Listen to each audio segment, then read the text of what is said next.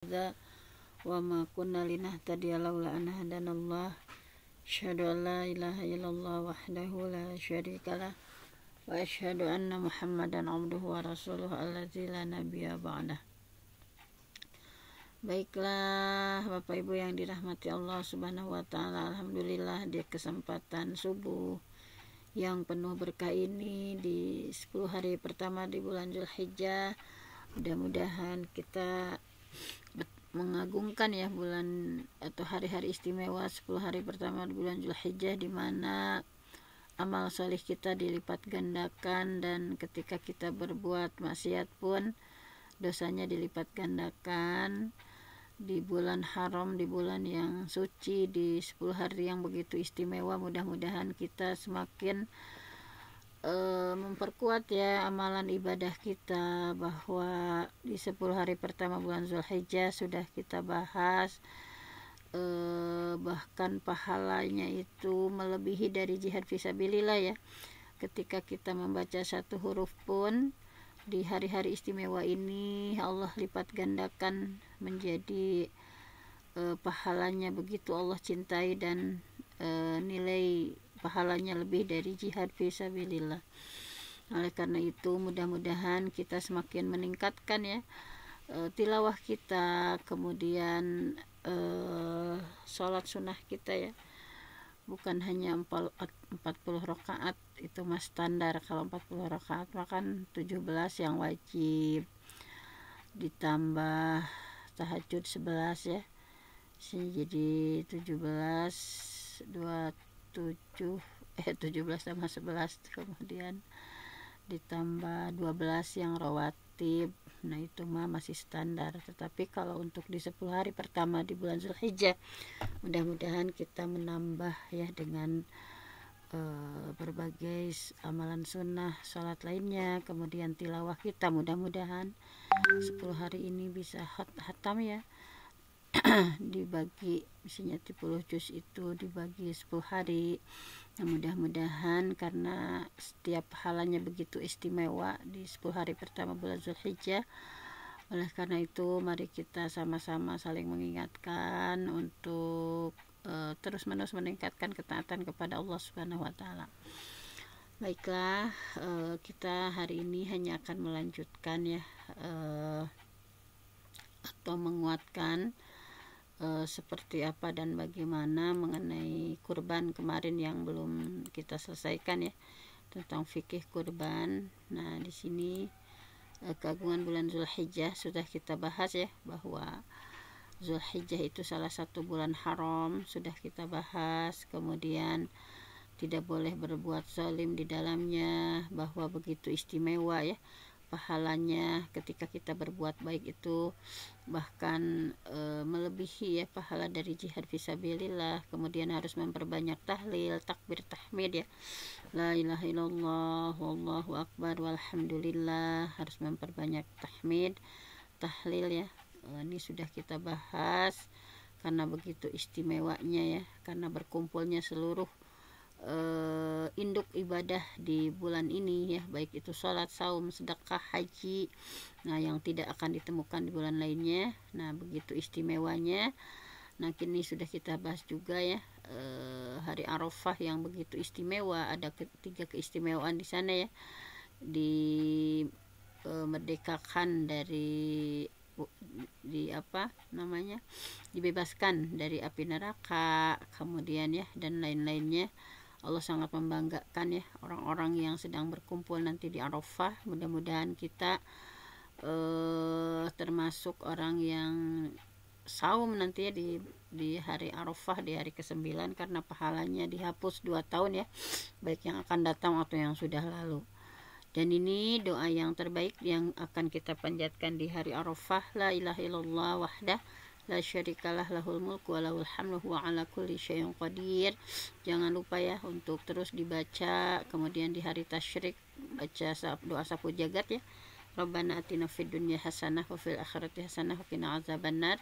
Nah ini semua sudah kita bahas apa saja yang tentang saum, kemudian Nah sekarang fikih kurban. Nah akan kita hatamkan hari ini bahwa tentang kurban ini, walaupun ini yang secara singkatnya ya, bahwa kurban itu kenapa disebut udhiyah kemarin ya sudah dibahas, karena udhiyah ketika menyembelih itu dilakukannya di waktu duha ya, di waktu pagi.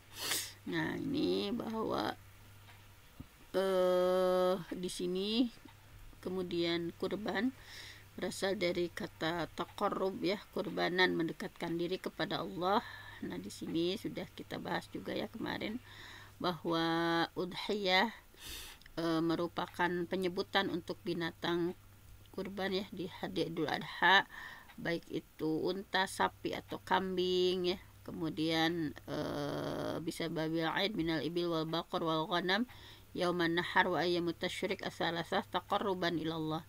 Bahwa udhiyah itu adalah bagaimana sebutannya untuk penyembelihan binatang di hari raya Idul Adha, baik berupa unta, sapi, kambing yang dilangsungkan pada hari raya kurban dan sampai hari tasyrik ya, di 10, 11, 12, 13. Nah kita melakukannya ya taqarruban ilallah, untuk mendekatkan diri kepada Allah Subhanahu wa taala, wasumiyat bidzalik, dan dinamai hal itu wallahu alam li anna afdal zaman li dzabhiha duha yaumal aid. Disebut udhiyah karena waktu yang utama untuk menyembelihnya itu adalah waktu duha ya. Nah kemudian hewan apa saja yang boleh disembelih untuk kurban? Nah jadi berkurban itu hanya boleh dengan bahimatul an'am, hewan ternak saja ya.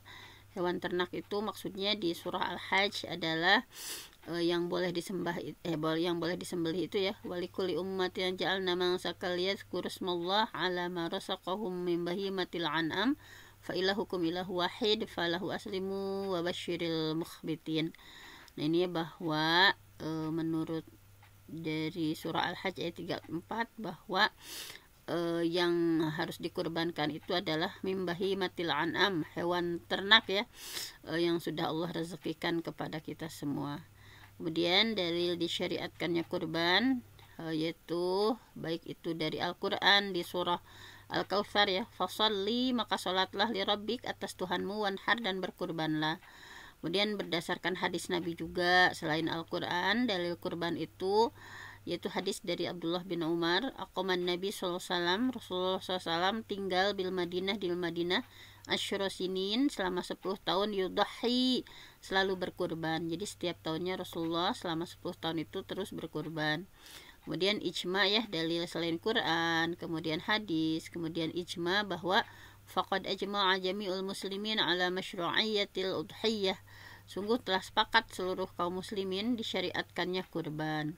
Nah kemudian untuk hukumnya, ini kemarin sudah dibahas betulnya ya, hukumnya itu ada yang berpendapat wajib, ada yang mengatakan sunnah muakkadah, wajib bagi yang mampu tentu saja ya. Nah jadi jumhur ulama berpendapat bahwa kurban itu hukumnya sunnah muakkadah.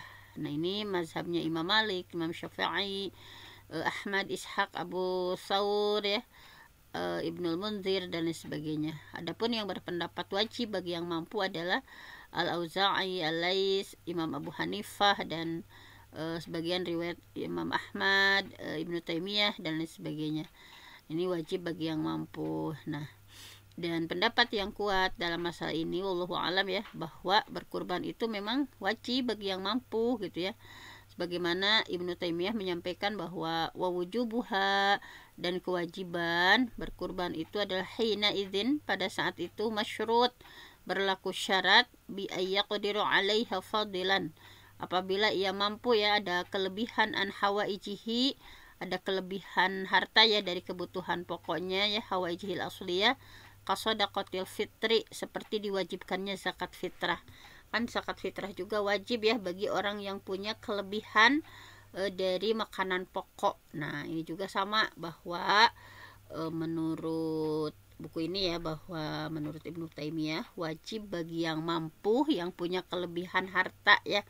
Nah kemudian dalil wajibnya kurban selain dari surah Al-Kautsar dan hukum asal perintah itu kan al-aslu fil amri lil wujub ya, bahwa di sini Abdullah bin Umar aqaman Nabi SAW bil Madinah asyra sinina yudhi. Rasulullah ya tinggal di Madinah selama 10 tahun, beliau selalu berkurban. Dan hadis Abu Hurairah juga ya menguatkan bahwa man kana lahu sa'atun, barang siapa yang punya kemampuan harta walam yudhi, tetapi nggak mau berkurban, fala yaqrabanna musallana, maka jangan mendekati tempat sholat kami. Nah, di sini ya bahwa ada salah satu hadis, man kana lahu sa'atun, barang siapa yang punya sa'ah ya, kemampuan atau yang punya harta, walam yudhi, tapi tidak mau berkurban, fala yaqrabanna musallana, jangan mendekati tempat sholat kami. Nah, ini hadisnya sahih ya, disahihkan oleh Syekh Al-Albani. Hadis lain juga yang menunjukkan wajib bagi yang mampu itu adalah Rasulullah SAW bersabda, ya ayuhan nas, wahai manusia, inna ala ahli kulli bait fi kulli amin udhiyatun. Ya ayuhan nas, wahai manusia, inna sesungguhnya, ala ahli kulli bait, atas tiap satu keluarga, fi kulli amin, dalam tiap tahunnya, udhiyatun, wajib berkurban. Nah, itu ya, adapun para ulama yang berpendapat bahwa hukum kurban itu sunnah muakkadah ya. Jadi tadi ya dalil-dalil yang mewajibkan ya bagi yang mampu tadi. Kalau yang bawah ini adalah para ulama yang berpendapat bahwa hukum kurban itu sunnah muakkadah ya. Mereka berdalil bahwa memang hukum asal wajib itu ketika ada dipalingkan oleh dalil yang memalingkannya ya. Di antaranya ini hadis dari Abu Sarihah ya, bahwa ada raqtu Abu Bakrin, aku bertemu Abu Bakar, itu Abu Bakrin, atau dengan kata-katanya itu aku melihat Abu Bakrin, Abu Bakar, wa Umar, dan Umar radhiyallahu taala anhuma, semoga Allah meridhai keduanya, kana la yudhayani, mereka berdua tidak berkurban. Nah, ini jadi bahwa al aslu fil amri lil wujub, asal dalam perintah adalah wajib ya, dalam surah Al-Kautsar wajib. Tetapi ketika ada dalil illa madalla dalil ala, ketika ada dalil yang memalingkannya ya, di sini diantaranya ada pendapat bahwa hadis dari Abu Sarihah, beliau melihat Abu Bakar dan Umar keduanya tidak berkurban. Syekh Imam An-Nawawi, maksudnya di salah satu saat ya, bukan tidak pernah berkurban. Jadi bahwa wasahha, dan telah sahih an Abi Bakrin, hadis diterima dari Abu Bakar wa Umar, dan Umar radhiyallahu anhuma, semoga Allah meridhai keduanya, annahuma kana la yudhiyani, bahwa keduanya tidak berkurban, makhofah karena takut ya, khawatir, ayak taqidan nas wujubaha, dianggap wajib oleh manusia. Nah, ini bagi yang menyatakan sunnah muakkadah, dalil-dalilnya ini ya. Dan ada dari Abu Mas'ud Uqbah bin Amr al-Ansari rahimahullah bahwa laqad hamamtu, sesungguhnya aku laqad hamamtu an ada al-udhiyah wa inni lamin aisarikum biha makhafah ayuh sab'annaha hatmun wajibun.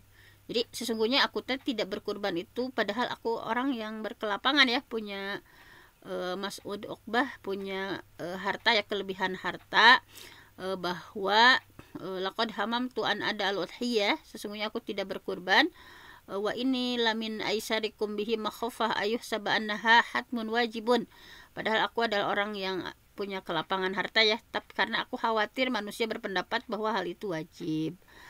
Nah, jadi pendapat yang paling rojih, yang paling kuat dalam masalah ini adalah pendapat yang menyatakan intinya wajib berkurban itu bagi yang mampu, sebagaimana dikatakan tadi ya oleh Syekh Ibnu Taimiyah, bahwa kewajiban berkurban itu bersyarat ya dengan adanya kemampuan kelebihan dari kebutuhan pokok sehari-harinya.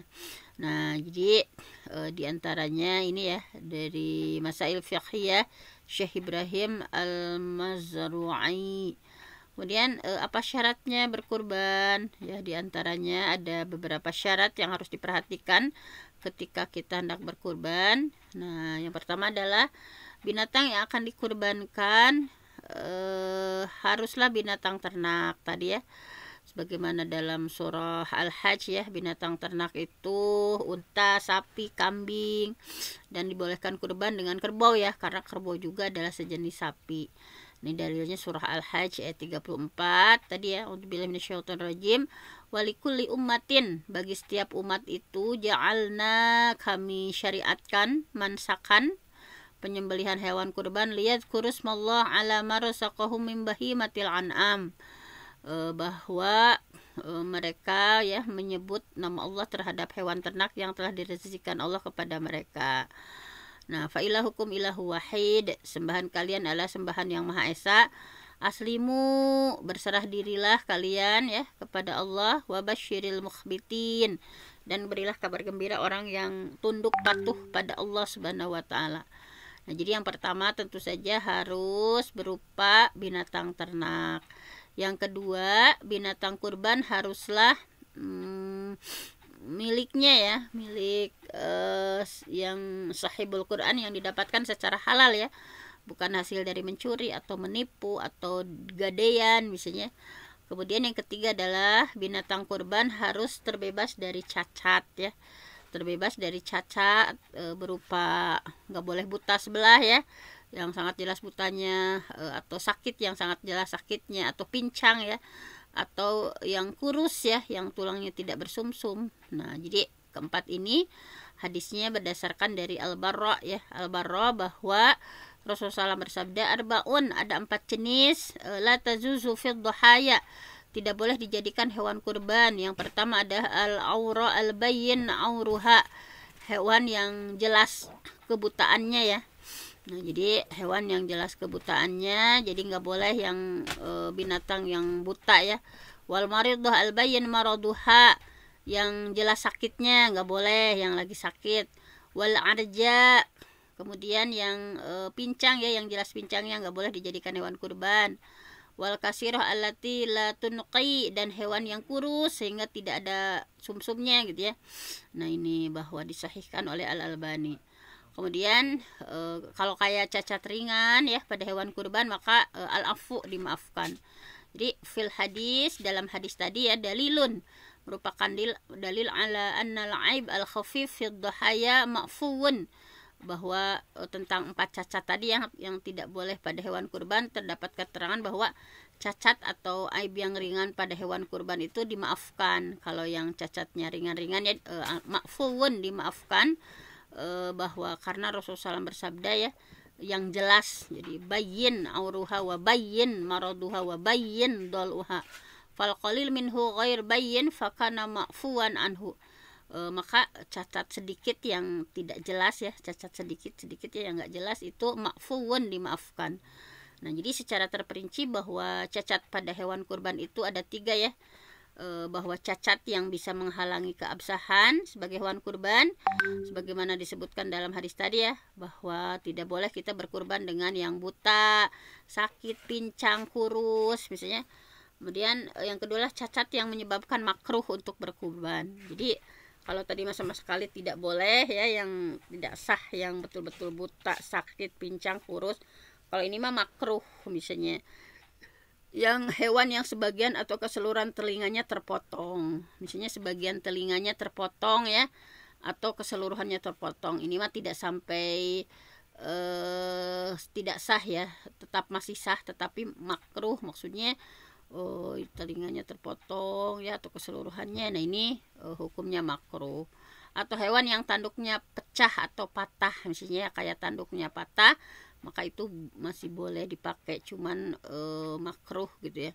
Kemudian memang terdapat hadis yang menyatakan larangan ya berkurban dengan hewan yang memiliki 2 cacat tadi, telinga terpotong atau tanduk pecah, namun hadisnya dhaif ya, sehingga sebagian ulama menggolongkan cacat jenis yang kedua itu hanya menyebabkan makruh dipakai untuk kurban. Jadi tidak sampai nggak sah gitu ya. Kalau yang 4 udah jelas ya nggak sah. Kalau yang ini memang hanya dalam posisi makruh dipakai untuk kurban. Kemudian yang ketiga adalah cacat yang tidak berpengaruh pada hewan kurban. Jadi boleh ya, boleh dijadikan untuk kurban, namun misalnya kurang sempurna kurbannya. Nah, selain 6 jenis cacat di atas atau cacat yang tidak lebih parah dari itu, maka tidak berpengaruh pada status hewan kurban. Misalnya kayak tidak bergigi atau ompong, nah ini masih boleh ya. Tidak berekor misalnya, atau sedang hamil, atau tidak berhidung misalnya.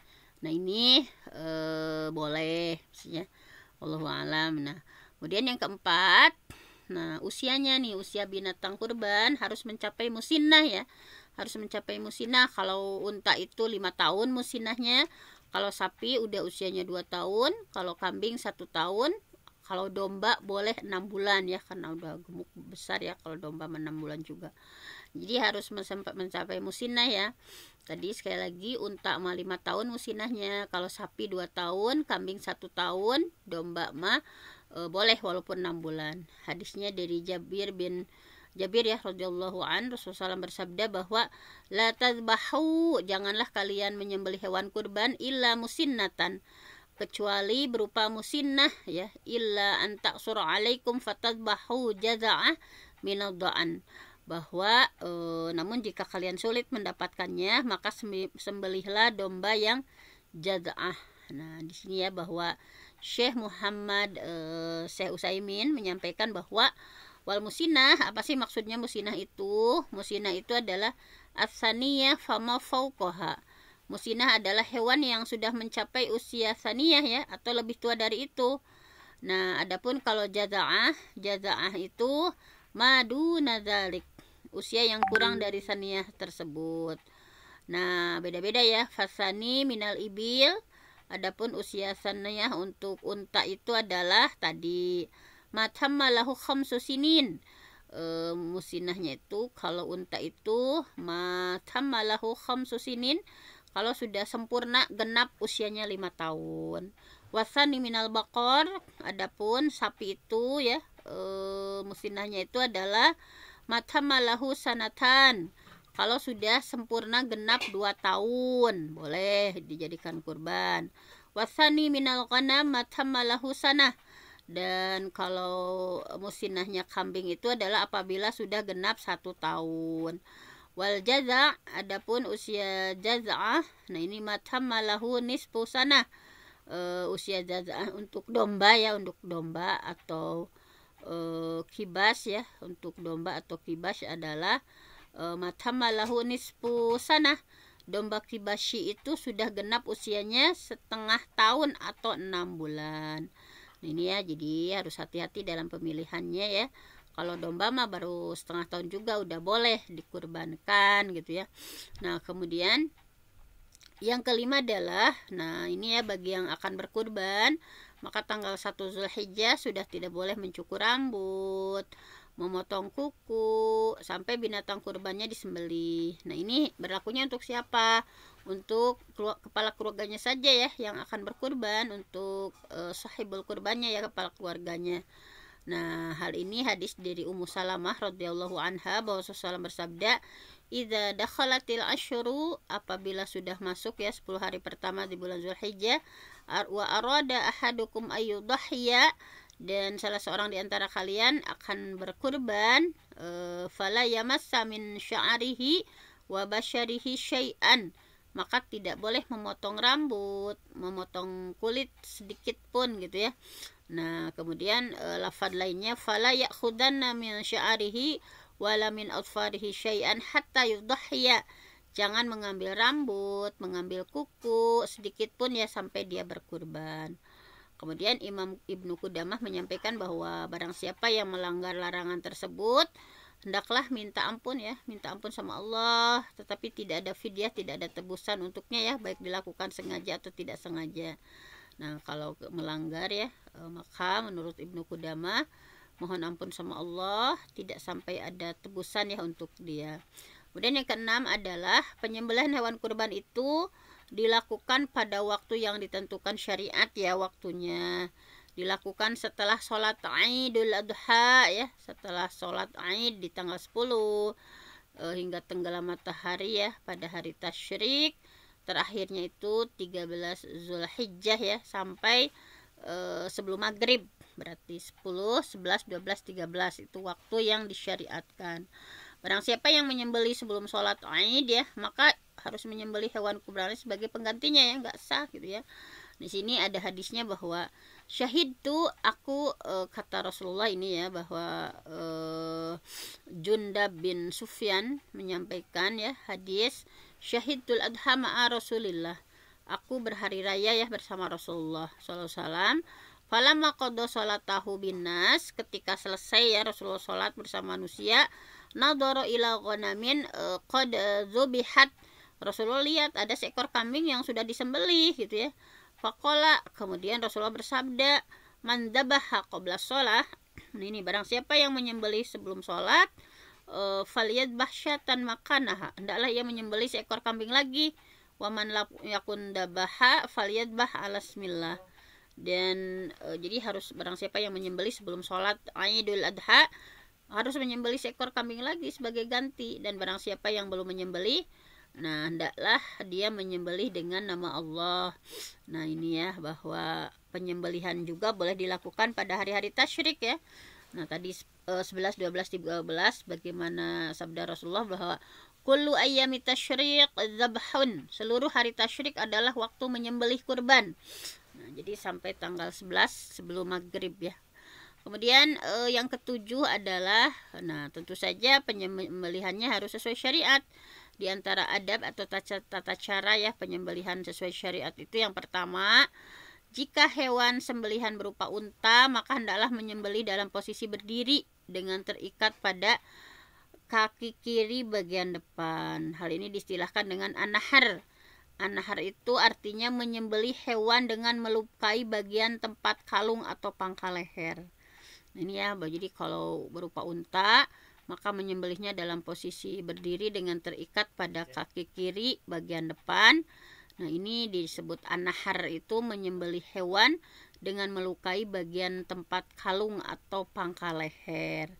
Di sini Allah berfirman, a'udzubillahi minasyaitonirrajim, dalam surah Al-Hajj ya, walabudana ja'alnaha lakum min sya'airillah lakum fiha khair fadhkuru smallahi 'alaiha shawaf fa idza wajabat junubuha fakulu. Telah kami jadikan untuk kalian unta-unta bagian dari syiar Allah, kamu peroleh kebaikan yang banyak pada unta itu ya. Maka sebutlah nama Allah ketika kamu menyembelihnya.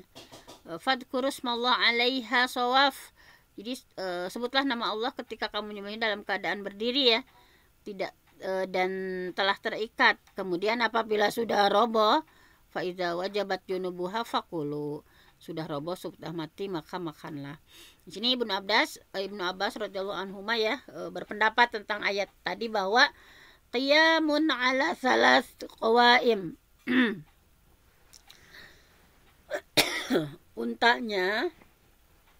Untanya itu berdiri dengan 3 kaki. Qiyamun ala salas qawaim, untanya berdiri dengan 3 kaki, sedangkan kaki kiri diikat. Jadi satu kaki kiri diikat ya. Ma'lulah yaduha al-yusra. Jadi satu kaki kiri diikat. Yaqulu bismillah wallahu akbar Allahumma minka walak. Bacaannya bismillah wallahu akbar Allahumma ya Allah minka, ya Allah ini darimu, walak dan untukmu. Nah ini ya doanya yang dibaca ya ketika menyembelih. Bismillah Allahu akbar Allahumma minka walaka. Nah ini kemudian dari Jabir bin Abdullah bahwa beliau menyampaikan anna Rasulullah SAW wa ashabahu kainu yanhiruna labudna ma'luqah al-yusra qaimah ala ma baqiya min qawaimiha, bahwa Rasulullah ya anna Rasulullah SAW wa ashabahu dan para sahabatnya kanu yanharuna, mereka menyembelih unta ya al-budna ma'luqah al-yusra dengan posisi kaki kiri depan diikat dan berdiri dengan 3 kaki sisanya. Nah ini ya, kemudian diantaranya juga banyak kesaksian ya. Ra'aitu Ibnu Umar, aku melihat Abdullah bin Umar radhiyallahu anhuma ata ala rajulin, mendatangi seseorang ya, qad anakha badanatahu, yang menderumkan atau mendudukkan untanya, yanharuha, kemudian menyembelihnya. Qala, ia berkata ya, ib'asha qiyaman, berdirilah dia ya. Jadi ketika didudukkan ya untanya, maka ditegur sama Abdullah bin Umar ya, ib'asha qiyaman, berdirilah dia ya, muqayyadah sunnah Muhammad SAW, berdirilah dia kembali, kemudian ikatkan sesuai dengan sunnah Muhammad SAW. Nah, jika hewan sembelihan bukan unta, maka cara menyembelihnya adalah dengan dibaringkan. Kalau unta mah harus berdiri, tadi ya diikat salah satu kaki kirinya. Kalau misalnya yang di bukan unta ya, kalau di kita mah nggak pasti nggak mau unta gitu ya. Nah, yang bukan unta maka cara menyembelihnya adalah dengan membaringkan hewan kurban ke sisi badannya sebelah kiri. Ya, jadi dibaringkan ya dan meletakkan kakinya jadi di atas lehernya. Jadi meletakkan kakinya di atas lehernya ke atas ya untuk mempermudah, lalu menyembelihnya bagian leher. Hal ini diistilahkan dengan adzabhu. Jadi adzabhu itu kalau nahar mah tadi ya, nahar mah tadi ke apa? Unta ya. Kalau adzabhu itu menyembelih hewan dengan melukai bagian leher paling atas. Nah, jadi leher paling atasnya itu istilahnya adzabhu. Adzabhu itu menyembelih hewan dengan melukai bagian leher bagian atas. Bagaimana hadis dari Anas bin Malik radhiyallahu an bahwa Bismillahirrahmanirrahim, dhahan Nabi SAW, Rasulullah SAW berkurban bikabsyaini. Rasulullah berkurban dengan 2 ekor domba ya, amlahaini, fa ra'aituhu wadi'an qadamahu ala sifahimiha. Kemudian aku lihat beliau meletakkan kaki beliau ya di leher hewan tersebut. Nah, di kayak gini ya, meletakkan kaki di leher hewan tersebut. Yusami ya, kemudian baca bismillah, wa yukabbir, baca takbir, fadabahahuma biyadih, kemudian menyembelihnya dengan tangan beliau sendiri. Nah, ini kemudian anna Rasulullah SAW amaro bikabsyin, bahwa Rasulullah SAW pernah ya menyuruh dibawakan 2 ekor kambing kibas bertanduk, yang kaki, perut dan sekitar matanya berwarna hitam. Maka dibawakan hewan itu kepada beliau. Beliau bersabda kepada Siti Aisyah, "Wahai Aisyah, ambillah pisau." Kemudian bersabda lagi, "Asallah dengan batu." Aisyah melaksanakannya. Setelah itu beliau mengambil pisau dan kambing, lalu membaringkannya dan menyembelihnya ya secara, dan berdoa, "Bismillah, Allahumma taqabbal min ummati min Muhammad wa ali Muhammad." Nah, jadi ini diantara doanya ya, bahwa beliau membaringkan, karena kambing tadi ya dibaringkan dan disembelih seraya berdoa, "Bismillah, dengan nama Allah, Allahumma ya Allah, taqabbal, terimalah kurban ini, min Muhammad, dari Muhammad, wali Muhammad, dan keluarga Muhammad, wa min ummati Muhammad, dan dari umat Nabi Muhammad, summa dhaha bihi." Kemudian beliau berkurban dengannya. Nah, kemudian tentang hadis ini ya, Imam Asy-Syaukani rahimahullah menyampaikan bahwa, nah, jadi dalam hadis ini menunjukkan bahwa dianjurkan. Jadi fihi dalilun ala annahu yustahabba idja'ul ghanam. Jadi memang dianjurkan untuk membaringkan ya, dibaringkan idja'ul ghanam wala tudbahu qa'imah. Nah, jadi dari hadis tadi dianjurkan membaringkan hewan, tidak menyembelihnya dalam posisi berdiri atau menyembelihnya dalam posisi duduk, karena hal itu lebih lembut. Jadi ketika dibaringkan itu lebih lembut, dan umat muslimin sepakat dan membaringkan hewan di sisi badannya yang sebelah kiri karena akan memudahkan bagi yang menyembelih untuk memegang pisau dengan tangan kanan, sementara tangan kiri memegang kepala. Nah, kemudian Syekh Imam An-Nawawi juga ya menyampaikan bahwa ja'at al-hadis bil idja', terdapat beberapa hadis tentang memang harus dibaringkan ya hewan, dan kaum muslim juga sepakat dengan hal ini. Jadi para ulama sepakat bahwa cara membaringkan hewan yang benar itu adalah ke sisi badannya yang kiri. Jadi jangan ke kanan ya, jadi ke sebelah sisi kiri, karena ini akan memudahkan menyembelih, memudahkan untuk memotong hewan dengan tangan kanan dan memegang leher dengan bil yasar dengan tangan kiri. Sama ya, Syekh Utsaimin juga di sini bahwa beliau hendak yang disembelih itu dibaringkan ke sebelah kiri sehingga memudahkan. Nah, kemudian tentu saja gunakan pisau yang setajam mungkin ya, semakin tajam semakin baik. Bahwa innallaha katabal ihsan, sesungguhnya Allah mewajibkan berbuat ihsan ala kulli syai, dalam segala hal. Fa idza qataltum, ketika kamu membunuh, fa ahsinul qitlah, maka bunuhlah dengan cara ihsan. Wa idza dabahtum, dan kamu ketika menyembelih, fa ahsinu dzibha, maka sembelihlah dengan ihsan. Wal yuhidda ahadukum syafratahu falyufrih dabihatahu. Nah, jadi hendaklah mempertajam pisaunya ya. Wal yuhidda ahadukum syafratahu, dipertajam pisaunya, dan falyurih dabihatahu, dan menyenangkan sembelihannya. Kemudian di antara adab menyembelih adalah ya, agar tidak mengasah pisau di hadapan hewan. Misalnya mentang-mentang hewan gak ngerti, padahal ini ada adabnya ya. Tidak boleh mengasah pisau di hadapan hewan, karena ini akan menyebabkan ketakutan ya sebelum disembelih. Nah, di sini ada hadisnya bahwa amara Rasulullah SAW bihadis syifar wa antuwaro anil bahaim. Rasulullah merintahkan untuk mengasah pisau tanpa memperlihatkan kepada hewan ya, misalnya di depannya diasah, jangan. Kemudian diantaranya juga banyak ya, bahwa Rasulullah pernah melewati seorang yang meletakkan kakinya di leher kambing, kemudian dia menajamkan pisaunya sementara binatang itu melihat gitu ya. Kemudian Rasulullah bersabda ya, afala qabla hadza, kenapa engkau tidak menajamkannya sebelum ini gitu ya. Turidu an tumitaha mautat ya, apakah engkau ingin mematikannya sebanyak 2 kali? Jadi soak gitu ya, jadi si binatangnya. Jadi jangan langsung pas di depannya, tetapi sebelumnya. Kemudian tentu saja dianjurkan untuk menghadap kiblat ketika menyembelih ya. Juga mengarahkan hewan sembelihan itu ke arah kiblat ya. Ini hadisnya dari Jabir bin Abdullah. Dhaha Rasulullah SAW menyembelih bikabsyain, dengan 2 kambing besar ya, fi yaumil aid, pada hari raya kurban. Faqala hina wajjahahuma, ketika menghadap keduanya beliau mengucapkan, inni wajhatu wajhiya lilladzi fatharas samawati wal ardi hanifa wa ma ana minal musyrikin, inna sholati wa nusuki wa mahyaya wa mati lillahi rabbil alamin, la syarikalah wa bidzalika umirtu ana awwalul muslimin. Allahumma inna hadza minka wa laka wa an Muhammad wa ummatihi summa sammallah wa kabbara wa dzabaha. Nah, jadi ini doanya ya, beliau membaca doa itu. Ya Allah, inilah kurbannya Muhammad dan umatnya. Kemudian beliau membaca bismillah, bertakbir dan menyembelih.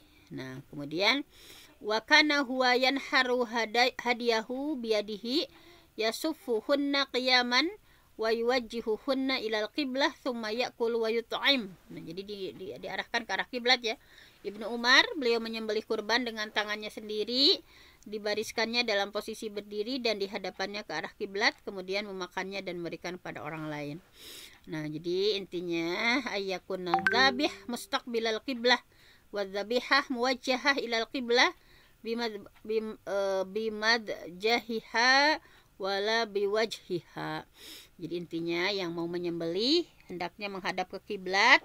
Demikian juga hewan yang disembelih dihadapkan ke kiblat pada posisi tempat organ yang akan disembelih atau lehernya, bukan wajahnya. Karena itulah arah untuk mendekatkan diri kepada Allah. Ibnu Umar membenci memakan menyembelih yang tidak dihadapkan ke arah kiblat, dan tidak ada sahabat yang menyelisihi perbuatan ini. Nah, ini ya, jadi intinya ke arah kiblat. Kemudian istiqbal adzabih al-qiblah wa taujih adzabih ilaiha wa hadza mustahabun.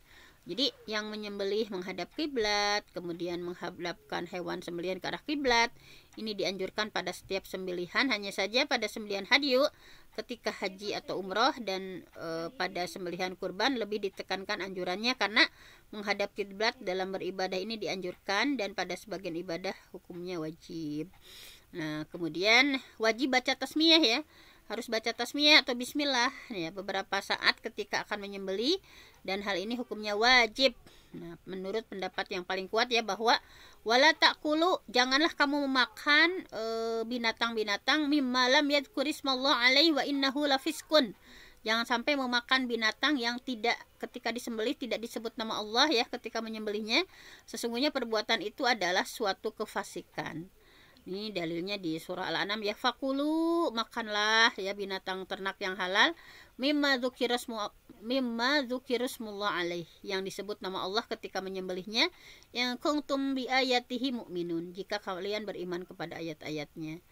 Kemudian Rasulullah juga bersabda bahwa ma'an harodam, selama mengalirkan darah, wa dzukirasmullah, dan disebut nama Allah, fakul, maka makanlah, laisa sin wal laisa sinni laisa sinna wadufura, ya, asal tidak menggunakan gigi dan kuku, ya, ketika menyembelihnya. Nah, kemudian di sini Ibnu Qayyim menyampaikan bahwa Allah menjadikan binatang yang tidak disebut nama Allah itu termasuk sembelihan yang fasik, sembelihan yang jelek gitu ya. Tidak ragu lagi bahwa menyebut nama Allah ketika menyembelih itu akan memperbagus atau mengusir setan dari jiwa orang yang menyembelih dan yang disembelih. Jadi setan itu berjalan di dalam peredaran darah ya, yang ada pada binatang. Kalau menyembelihnya menyebut nama Allah, maka setan akan keluar ya bersamaan dengan darah, dan sembelihannya akan menjadi enak, menjadi halal ya. Tapi kalau nggak disebut nama Allah, maka menjadi jelek ya, fiskun, dan belum keluar setannya gitu ya. Berarti kita makan sesuatu yang di aliran darahnya itu masih ada setannya. Jadi penyebutan bismillah ketika akan menyembelih merupakan salah satu dari syarat penyembelihan hewan. Nah, kita ada catatan ya, ada perbedaan pendapat di kalangan para ulama tentang hukum menyebut nama Allah ya ketika menyembelih. Yang pertama, mazhab Hanafi, Maliki, serta pendapat yang masyhur, mazhab Hambali, hukumnya wajib. Namun kalau meninggalkannya misalnya karena lupa ya, maka membolehkannya atau menghalalkan sembelihannya. Wala ta'kulu mimma lam yadhkurismallahu alaihi wa innahu lafiskun. Dalilnya ini ya. Jangan kamu memakan makanan yang tidak disebut nama Allah ketika menyembelih, karena perbuatan itu adalah suatu kefasikan. Dan halalnya ketika lupa itu dalilnya yang ini ya. Innallaha, sesungguhnya Allah, tujawazali, memaafkan umatku yang ala ummati al khata, karena lupa, wanisyan, jadi karena salah dan lupa, wa mastukrihu alaih, tanpa ada kesengajaan, lupa atau apa yang mereka dipaksa atau untuk melakukannya. Yang kedua mah kalau mazhab Syafi'i atau riwayat Imam Ahmad, hukumnya sunnah. Kalau mazhab Syafi'i ya hukumnya sunnah. Kalau tadi ini wajib ya kayak Imam Hanafi, ini sunnah. Dalilnya bahwa An-Najariyatan telah menceritakan kepada kami ya Ismail berkata bahwa bahwa ada seorang budak perempuan ya, hamba sahaya perempuan. An-Najariyatan, ada seorang budak perempuan atau hamba sahaya perempuan, Ka'ab bin Malik, bahwa Ka'ab bin Malik menggembalakan kambing di daerah Sal ya. Kemudian salah satu kambingnya terkena sakit sehingga ia pun menyembelihnya dengan batu. Ketika Nabi SAW ditanya tentang hukum daging sembelihannya, beliau menjawab, makanlah gitu ya. Nah di sini dan berdalil bahwa dengan halalnya sembelihan ahlul kitab dan mereka tidak menyebut nama Allah. Nah ini ya dalilnya di surah Al-Maidah ayat 5 bahwa al-yauma, pada hari ini, uhilla lakum at-thayyibat, dihalilkan bagimu hal yang baik-baik ya. Wa ta'am, dan makanan sembelihan utul kitab, orang yang diberi ahli kitab, hillul lakum wa ta'amukum hillul lahum. Jadi makanan orang halal bagimu ya makanan mereka, dan makanan kamu halal juga bagi mereka. Kemudian Ibnu Abbas menyampaikan bahwa makanan ahlul kitab maksudnya adalah sembelihan mereka. Nah, jadi para ulama sepakat bahwa sembelihan ahli kitab ya halal berdasarkan firman Allah tadi ya, bahwa makanan ahlul kitab halal bagi kalian, maksudnya adalah sembelihan ya. Imam Bukhari menyampaikan yang dimaksud makanan mereka adalah sembelihan. Nah, kemudian jadi intinya kebanyakan para ahli ilmu berpendapat bahwa boleh juga makan buruan ahli kitab. Ketiga, mazhab Zahiriyah ya berpendapat bahwa di sini maka berpendapat syarat, maka tidak bisa gugur karena sebab lupa atau karena sebab tidak disengaja, sebab tidak tahu, apalagi meninggalkan kalau sengaja. Nah ini ya bahwa wala taqulu mimma lam yadhkurismallahu alaihi wa innahu lafiskun. Nah ini hadisnya juga, selama mengalirkan darah dan telah disebut nama Allah maka makanlah asal tidak menggunakan gigi dan kuku. Nah banyak ini hadis-hadisnya ya. Kemudian tentu saja dianjurkan membaca takbir Allahu Akbar ya setelah baca bismillah. Anna Rasulullah SAW dhaha bikabsyain, bahwa Rasulullah menyembelih 2 ekor kambing besar ya. Amlahain, 2 ekor yang besar, berbulunya bagus ya, amlahain, akronain, bertanduk. Kemudian fawaddu arijlahu ala sobhatihima fadhahab yadi wasamma wa kabbar. beliau membaca bismillah dan bertakbir. Dianjurkan menyebut nama orang yang berkurban setelah membaca bismillah dan takbir. Jadi disunahkan bagi orang yang akan menyembelih hewan kurban ya untuk menyebut nama orang yang berkurban. Jadi setelah baca bismillah, setelah takbir, kemudian mengucapkan bismillah wallahu akbar, Allahumma taqabbal, Allahumma hadza anni au an fulan au an ahli baiti au an ahli baitihi. Jadi dengan nama Allah, dan Allah Maha Besar, ya Allah terimalah, Allahumma taqabbal, ya Allah terimalah hadza anni, yang ini dariku ya, atau an fulan bin fulan misalnya, dan wa an ahli baiti, dan dari keluargaku, au an ahli baitihi, atau keluarganya nih, gantung ini yang langsung menyembelih atau orang lain, atau mengucapkan bismillah wallahu akbar, Allahumma minka walaka anni. Ya Allah, bismillah dengan nama Allah, Allah yang Maha Besar, Allahumma ya Allah, minka ini darimu, walaka anni, dan ini untukmu ya, dariku atau dari fulan. Nah ini banyak juga ya. Nah bismillah wallahu akbar, hadza anni wa amman lam yudahi min ummati. Nah ini jadi setelah baca bismillah Allah akbar, boleh juga ya apabila disertai dengan bacaan hadza minka walak ya, hadza minka walak anni atau an fulan, sahibul kurbannya siapa. Kemudian disunahkan ketika menyembelih untuk berdoa supaya kurbannya diterima oleh Allah ya.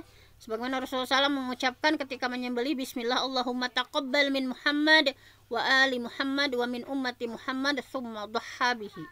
Jadi bismillah, ya Allah terimalah kurban ini dari siapa ya, dari siapa-siapa, dan kalau Rasulullah dari Muhammad, dari umat Muhammad, kemudian menyembelih. Nah kemudian di sini disampaikan juga ya, kalau para ulama Hambali mengatakan bahwa hendaklah yang menyembelih baca bismillah dan Allah akbar, dan menyebut nama Allah itu hukumnya wajib ketika ingat dan mampu, sementara takbir itu hukumnya sunnah ya. Misalnya di sini bahwa Rasulullah SAW menyembelih baca bismillah. Dalam hadis Anas bin Malik, beliau menyebut nama Allah bertakbir. Jika ditambahkan ucapan Allahumma hadza minka walak, Allahumma taqabbal minni wa taqabbal fulan bin fulan, maka hal ini baik, karena Nabi pernah didatangkan kambing besar ya kepada beliau untuk disembelih, maka beliau membaringkan dan berkata Allahumma taqabbal min Muhammad wa ali Muhammad wa ummati Muhammad, kemudian beliau berkurban.